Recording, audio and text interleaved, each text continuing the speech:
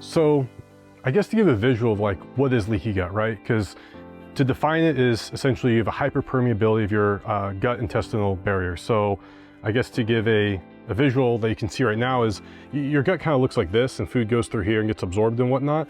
So instead of just for visual purposes, let's say a healthy gut wall is going to look like this, right? It's tight. A hyperpermeable intestinal line will look more like this, right? Like stuff can pass in and out, things that you don't necessarily want there. Like think about cupping your hands to hold water, right? You need it tight. If it's like if you try to cup water like this, you're not going to be able to hold any water.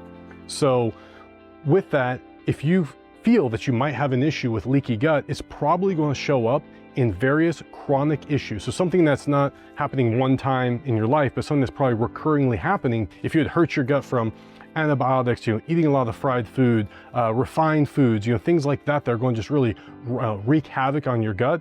What you can do to see if this is an issue is, do you have those digestive issues? Do you have the constipation? Do you have the bloating? Do you even have diarrhea, right? It kind of goes on both ends depending on what your issue is. Do you have the eczema? Do you have acne? Because your skin is your largest, excreting organ. So if there's a problem going on in your intestine, it's probably going to show up in your skin.